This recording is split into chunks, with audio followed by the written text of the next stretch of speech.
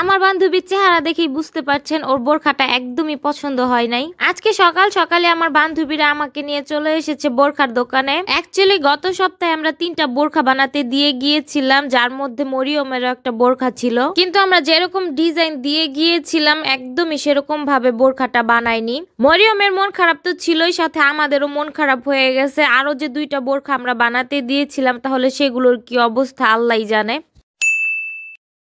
এই ফুটেজগুলো গত সপ্তাহের যেদিন আমরা এসে বোরখা বানাতে দিয়েছিলাম। আমার ফ্রেন্ডের হাতে যে বোরখাটা দেখছেন সেম ডিজাইনটাই মরিয়ম বানাতে দিয়েছিল, শুধু কাপড়টা চেঞ্জ করে প্রিন্টেড কাপড় দিয়েছিল।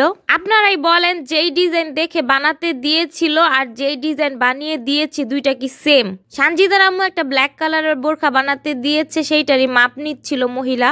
আমরা বোরখার দোকানে যাবো আর সাথী কোনো বোরখা বানাতে দিবে না, সেটা তো হতেই পারে না।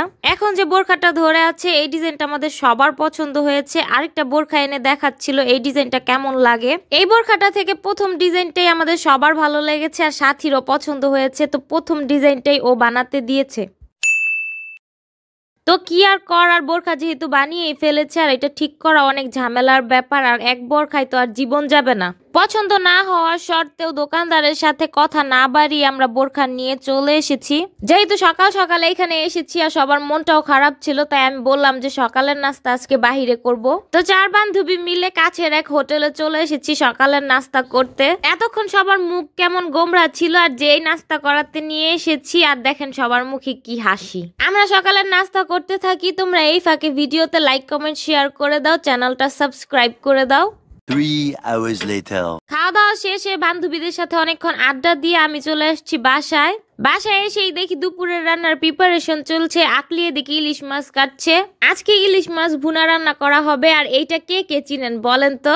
এটা হচ্ছে বড় কচু, আর এটা কুচি করে কাটারও কিন্তু একটা স্পেশাল পদ্ধতি আছে। কচুর বড়াগুলো আমি ভাজতেছি, এটা ভাত দিয়ে খাওয়ার থেকে এমনি খেতে অনেক মজা। আমার তো এটা অনেক অনেক অনেক পছন্দের, আমাদের বাসারও সবার অনেক পছন্দের এই কচুর বড়া। এই বড়া ভাজা হইয়াও গেছে আর আমি অর্ধেক খাইয়াও ফেলাইছি, এত পরিমাণের মজা এটা। যারা খাইছে তারা তো জানে। রাইসা জীবনের প্রথম খাইলো আজকে, না? অনেক মজা না মা?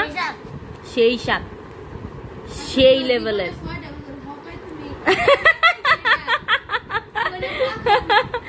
রাইসা যাবে এখন আরবি পড়তে। যাও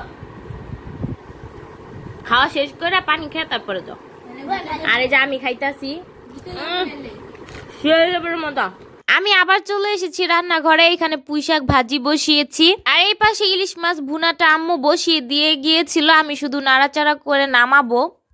A few moments later. সব রান্না বান্না শেষ, আর আজকে সবগুলো খাবারই আমার অনেক পছন্দের, তাই সাথে সাথে আমি খেতে বসে পড়েছি। ফার্স্টে পুঁইশাক আর কচুর বড়া দিয়ে খাচ্ছি। ওগুলো দিয়ে খাওয়া শেষ করে ইলিশ মাছের তরকারি নিয়ে এসেছি। ইলিশ মাছ আমার পছন্দ হলেও এটার কাটা বাছতে আমার অনেক বিরক্ত লাগে।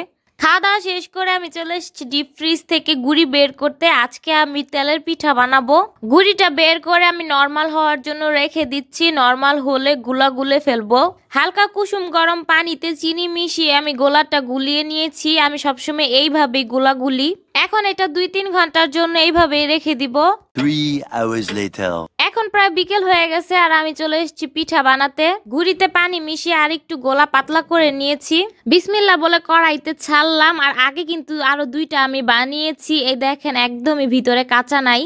পিঠা কিন্তু মোটামুটি ভালোই ফুলেছে, যতটুকু ফুলেছে অতটুকুতেই আমি স্যাটিসফাই। পিঠা বানাচ্ছি ঠিকই, বাট পিঠা খাওয়ার মানুষ একজনও বাসায় নাই। যেহেতু বিকেল টাইম, রাইসা গেছে বাইরে খেলতে, রাইসার নানি গেছে বাইরে হাঁটাহাঁটি করতে। আমার ছোট বোন আয়রাকে নিয়ে আমার চাচার বাসায় গেছে, আর আমার আব্বু গেছে দোকানে। আমি একাই বসে বসে পিঠা বানাচ্ছি আর ভিডিও করছি। সবাই বাসায় আসলে পিঠা খাবে। তো আজকের মতো এই পর্যন্তই। আল্লাহ হাফেজ।